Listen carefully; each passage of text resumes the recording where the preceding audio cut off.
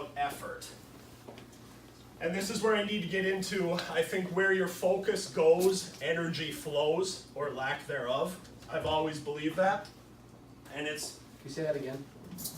Where your focus goes, energy flows, or lack thereof. So if you're, I call it sometimes playing not to lose instead of playing to win, which is focusing on the negative instead of focusing on the positive. So what is a negative mistake that you could make in a hockey game? Let's just name that right now. Just one thing. Go ahead. Yell at someone. Okay, yell at someone. So if you are going to not yell at someone, if you have a problem with yelling at someone, what would you tell yourself to get you to not yell at someone? Maybe say in a kind voice. What's that? Okay. In a unique way, that's actually the right answer. Because you're replacing it with a positive thought. I'll give you an example from back in the day when I was playing basketball. All right, I think about the high school basketball coach that I had, and I was the sixth man when I was a sophomore, and then I started junior and senior year. But I think of the guys that, like, when I was a sophomore, coming off the bench, and the first other guys that would typically come off the bench with me. The coach was one of those coaches where he would always be emphasizing the negative, and he would always be emphasizing the mistakes. And we got so paralyzed as a team where every person that wasn't a starter and knew that they were guaranteed to have a lot of playing time would come into the game, and they would be so afraid of making a mistake that they were tense and couldn't possibly play their own game. And I wish I would have known this at the time, so I could have talked to the coach a little bit about, instead of reprimanding us or punishing us for missing shots or playing bad defense, why don't we focus on the things that we're supposed to do right?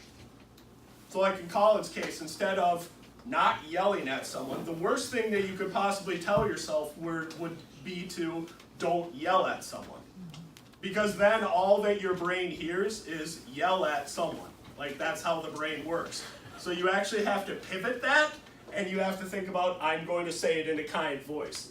Usually if I'll ask a question, someone will say, like, miss a shot, you know? And that's a pretty simple one. If you're constantly thinking, don't miss this shot right before you shoot it, all your brain hears is miss the shot. Instead of, let's redirect that to, what do I need to do to be able to make the shot? It's accentuating those positives and the positive result that you want instead of trying to avoid that negative part of it. I mean, and this goes for not only how you interact with each other as teammates, but it obviously goes for coaching as well. It is probably the biggest mistake that I see on all levels of competition, is reiterating mistakes too much and putting that in people's heads, instead of what do we need to do to perform our best. And part of the reason that I'm talking about this in regards to effort is with the focus and energy, where focus goes, energy flows. Well, how motivated are you going to be if, you know, it's always constantly the mistakes you're making, and you're getting punished for those and reprimanded. You guys are thinking about those as teammates. You're like, God, I can't believe you made that mistake. How's that going to affect your effort? How's that going to affect your energy? Negatively. How many of you have seen the movie Miracle? Okay. You know that scene where Herb Brooks, the coach, is making them skate, would you call them skate lines or whatever, where they're going back and forth? Yeah. Herbies. Yeah. We're just going back and forth, punishing them for not playing well, punishing them for not doing something. That's a really old school way of looking at it. The new school, the way to empower people and the way to have them actually give more effort, is to redirect that to what you want people to do.